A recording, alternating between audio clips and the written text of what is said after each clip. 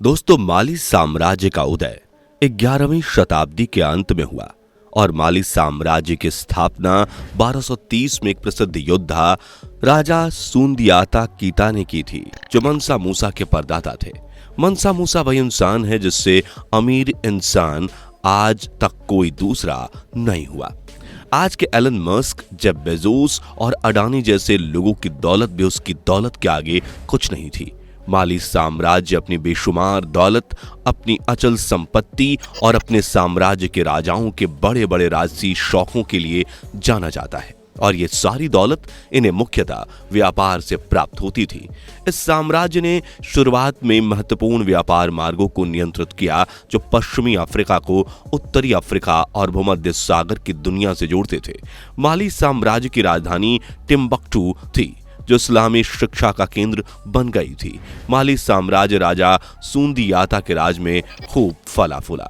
सूंदियाता ने माली साम्राज्य को खूब पैसा और जमीन जीत कर दी। सूंदियाता एक न्यायपरायण राजा था। वो इस्लाम धर्म का जरूर था, लेकिन वो हर धर्म का सम्मान करता था। सूंदियाता ने माली साम्राज्य के लिए काफी मेहनत की और एक बड़ा साम्राज्य खड़ा करके 1255 में आखिरी सांस ली। उसके बाद सूंदियाता के भाई फागा लाए ने इस राज्य की बागडोर संभाली, जो कि एक नंबर का अय्याश राजा था। वो दिन भर अपनी अय्याशियों में ही डूबा रहता था और महल में काम करने वाली दासियों को जबरदस्ती उठा लेता था और जिस जगह पाता उस जगह उनके साथ हफ्सियों जैसा व्यवहार करना शुरू कर देता था।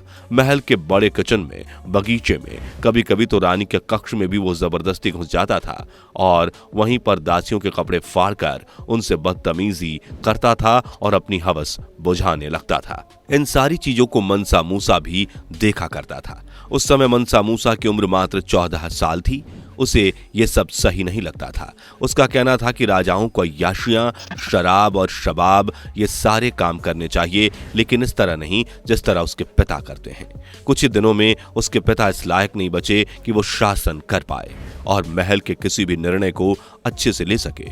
इसलिए मंसा मूसा ने आगे महल और राज्य की बागडोर संभाली। मंसा मूसा के बारे में आपको बता दें कि वो एक बहुत गंभीर विचारों वाला व्यक्ति था। उसे लोगों ने बहुत कम हंसते हुए या फिर रोते हुए देखा था। उसके इस तरह के व्यवहार के पीछे क्या कारण था, किसी को नहीं पता। उसके महल में सब कुछ था, सब कुछ का मतलब सब कुछ, लेकिन उसके महल में आने वाली लड़कियां, जो कि महल में मन बहलाने के लिए आती थीं, उन्हें रात में या तो कक्ष के बाहर या फिर महल में किसी कोने में सोना पड़ता था। इसलिए मंसा मूसा ने सोच लिया था कि अब वो उनके लिए एक अलग महल बनवाएगा और उसने अपने महल से करीब 5 किलोमीटर दूर एक बड़ी जमीन पर एक किले का नक्शा बनवाने का आदेश दिया। मंसा मूसा ये चाहता था कि यह किला पुराने किले से बिल्कुल अलग हो और इसलिए उसने इस किले से 2 रास्ते जमीन के अंदर से बनवाए, जो कि सीधे पुराने किले के अंदर निकलते थे। इस किले को बनवाने के लिए माली साम्राज्य ने बाहर से भी कुछ मजदूरों को बुलाया। किला लगभग 2 सालों में बनकर पूरा तैयार हो गया। जब ये किला बनकर लगभग तैयार हो गया, तभी एक रात अचानक मंसा मूसा को महल के बाहर कुछ ऐसी आवाजें सुनाई थी जैसे कोई तेज तेज चिल्ला रहा हो। उसी समय एक दरबान ने आकर मंसा मूसा को यह खबर दी कि किसी मंगोल शासक ने बिना बताए माली साम्राज्य पर आक्रमण कर दिया है और लोगों को बिना मतलब ही मारता जा रहा है, और अभी तक उस मंगोल शासक ने हमारी जनता से करीब 100 लोगों को मार दिया है। मंसा मूसा ने यह खबर सुनकर तुरंत सेनापतियों को आदेश दिया कि अपनी अपनी सेनाएं तैयार करके जल्द ही महल के प्रांगण में मिलो। तब तक मंसा मूसा अकेले घोड़ा लेकर उस मंगोल शासक के सामने खड़ा था। वो मंगोल शासक कोई और नहीं बल्कि वो तैमूर था। लंबे चौड़े मंसा मूसा को देखकर तैमूर हैरान रह गया और उसके लिए यह सब किसी बड़े बिजली के झटके से कम नहीं था, क्योंकि उसके जीवन में ऐसा पहली बार हो रहा था कि उसके सामने उस रियासत का राजा खुद अकेले ही सामने आकर खड़ा हो गया था, जिसकी रियासत को वो कब्जा करने आया था। तैमूर कुछ समझ पाता तब तक कुछ हवा में आते तीरों ने उसकी सेना को गिराना शुरू कर दिया। कई रियासतों को जीतने वाले तैमूर ने मनसा मूसा और उसके साम्राज्य को भी बाकी साम्राज्यों की तरह हल्के में लिया, लेकिन इस बार उसका सामना उससे भी 4 गुना ताकतवर राजा मनसा मूसा से हो रहा था।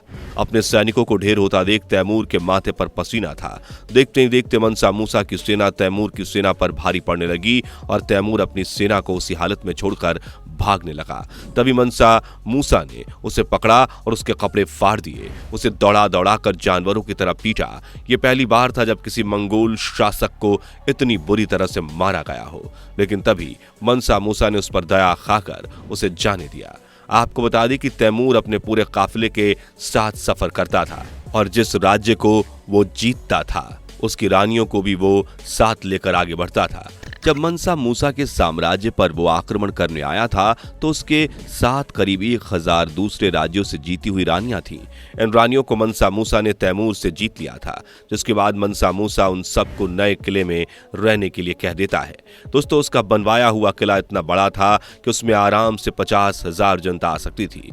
तैमूर से जीती हुई 1000 रानियों को उसने उस किले में रख दिया। उसके बाद उसने उस किले को दास गृह का नाम दिया। यह दास गृह केवल दासों के लिए था। अगर आप सोच रहे हो कि ये काम करने वाले दास है तो आप गलत सोच रहे हो। दरअसल ये दासियां थीं। ये दासियां हर दिन मनसा मूसा की काम वासना को शांत किया करती थीं। जिस तरह मुगलों में हरम होता है, उसी तरह मनसा मूसा ने तैमूर से 1000 रानियों को जीतकर जिस महल में रखा उसको दास गृह नाम दिया और इस तरह मनसा मूसा ने माली साम्राज्य में दास गृह की शुरुआत की।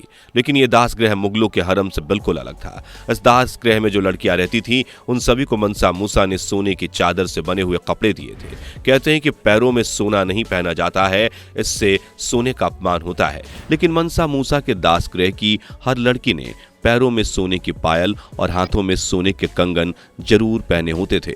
साथ ही मनसा मूसा का फरमान था कि दास गृह की सभी लड़कियों को दूध में गुलाब जल डालकर रोज नहाना है। जब उसने तैमूर की रानियों को जीतकर अपने दास गृह में रखा तो दास गृह को देखकर और वहां के नियम जानकर सबके होश उड़ गए थे, क्योंकि वो दास गृह तो नाम का था। उसमें ये रखैलें एक महल की रानी से भी ज्यादा आराम करती थीं और उनसे ज्यादा सुविधाएं पाती थीं। तैमूर के साथ रहने वाली इन 1000 रानियों को कभी खाना नसीब होता था तो कभी नहीं, क्योंकि तैमूर अपनी रखैलों को बहुत बुरी तरह से रखता था। उन्हें सिर्फ बच्चे पैदा करने के लिए और अपनी हवस मिटाने के लिए रखता था। लेकिन इस दास गृह में आकर उसकी सभी रखैलें खुश थीं। दोस्तों, बता दें कि जो शाही खाना महल के राजा महाराजाओं और मंत्रियों के लिए बनता था, वही खाना दास गृह में भी भिजवाया जाता था। बस अंतर यह होता था कि जब तक मनसा मूसा खाना नहीं खा लेता था तब तक कोई दूसरा व्यक्ति खाना नहीं खाता था। दोस्तों, अपने रखैलों के छिन जाने से तैमूर बौखला गया था। उसे जब पता चला कि माली साम्राज्य के पास इतना पैसा है कि उसके रखैले भी सोने और चांदी के बर्तनों में खाती हैं, तो उसने माली साम्राज्य पर दोबारा आक्रमण करने की कोशिश की। उसके एक खुफिया जासूस ने दास गृह में रहने वाली तैमूर की रानियों तक ये खबर पहुंचाई कि तैमूर इस राज्य पर दोबारा आक्रमण करने वाला है। उसके लिए तुम्हें दास गृह के पीछे का दरवाजा खोलना पड़ेगा, बदले में तैमूर इस दलदल से तुम्हें छुड़ा लेगा।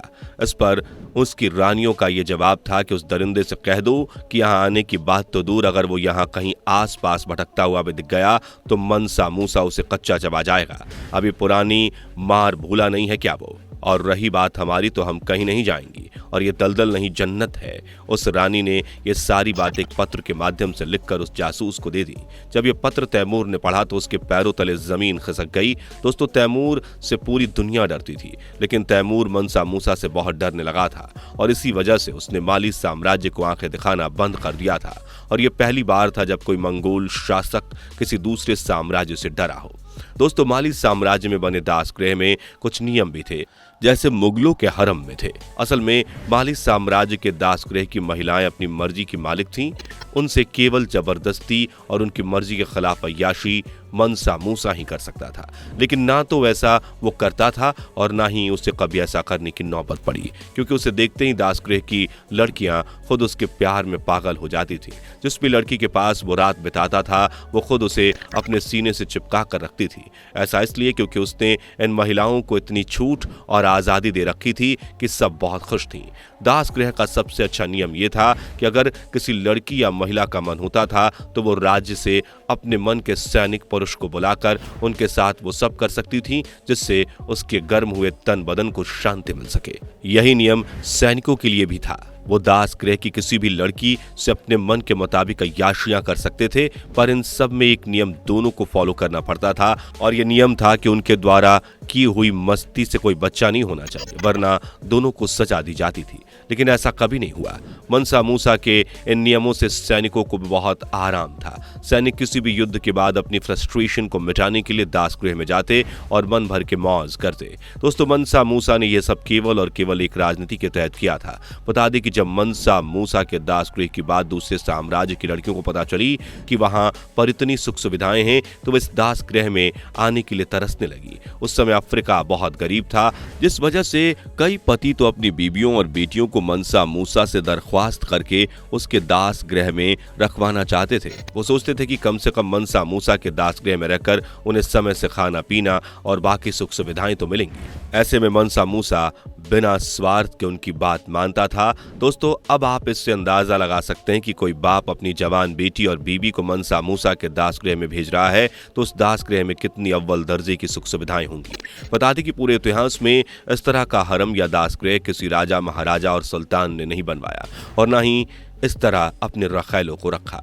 दोस्तों, जब मनसा मूसा संसार को देखने के लिए निकला था तो उसने हर जगह सबसे ज्यादा भारत के बारे में सुना था और वो जहां जाता वहां के मुसलमानों से सुनता कि भारत एक ऐसा देश है जहां लड़कियों की पूजा होती है, वहां की छोटी से छोटी लड़की को भी भगवान का दर्जा दिया जाता है और भी कई ऐसी चीजें थीं जिन्हें सुनकर उसका मन भारत घूमने का था। इतिहास के कई ऐसे लेख हैं जिनसे ये पता चलता है कि मनसा मूसा की एकमात्र इच्छा ये बची थी कि वो भारत से दोस्ती कर ले, लेकिन ऐसा नहीं हो पाया। जब उसने भारत घूमने की योजना बनाई तो उसके कुछ समय बाद ही उसकी मृत्यु हो गई। तो दोस्तों, ये है माली साम्राज्य के महान राजा मनसा मूसा के अनेकों सुख सुविधाओं से भरे दास गृह की कहानी आपको कैसी लगी नीचे कमेंट करके जरूर बताएं। जाने से पहले वीडियो को लाइक शेयर जरूर करें और ऐसी ही वीडियोस के लिए इस चैनल को सब्सक्राइब करके बेल नोटिफिकेशन को भी जरूर ऑन कर लें। धन्यवाद।